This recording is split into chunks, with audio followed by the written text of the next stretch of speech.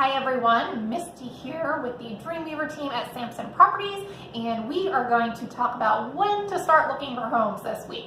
So if you are a first-time buyer, your timeline may be a little bit different than someone who needs to sell a home when they are buying as well. So we're going to cover a little bit of each situation, but we're going to go pretty fast here. So if you are a first-time home buyer and you are leasing right now, your lease end date can impact when you should start looking, of course.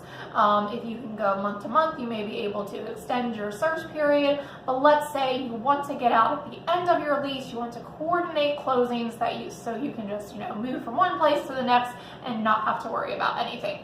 So here are kind of the things to think about. Number one, how long does it take for a closing in our area? It is typically 30 to 45 days. It can be longer. You can try to get that approved, but that's kind of the average right now, what the bank needs and what most sellers will accept. So 30 to 45 days, month to a month and a half.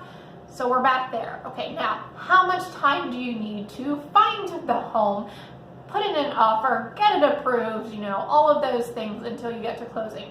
So generally it's going to depend on the area you're looking in and the price range. So if you are a first-time home buyer and you have a very limited budget, say under $200,000, or if you're under $150,000, you're going to have a lot of competition and not many homes on the market. So that means you might need to start looking a little bit earlier so that when something comes up, you can jump on it. And if nothing's coming up, then you have a little extra time until something does come up.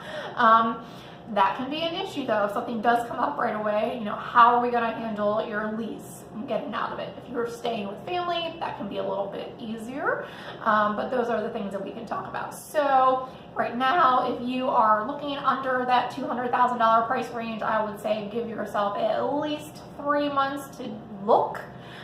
Maybe longer, depending. If you're really low budget, we may need that extra time.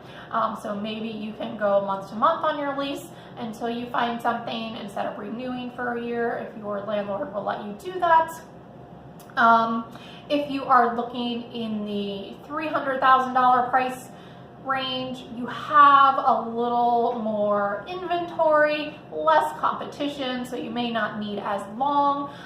If you are looking for a very specific property, such as waterfront, and you want a ranch, and you want a garage, and all of these things that are very hard to find, you may need to give yourself a long time. We see that a lot with our clients who are retiring to the area or looking for a second home.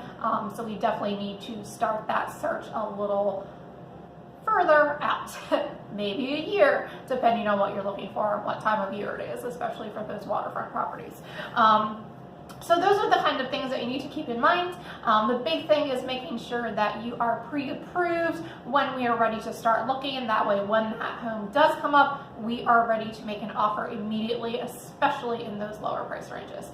So if you are thinking of buying and you know when your lease is ending, you know when you need to be, maybe you have children and you want to stay in your current place until school is out, that can affect the timeline. So reach out, let me know, and I will figure out when we should get out there and start shopping for a house.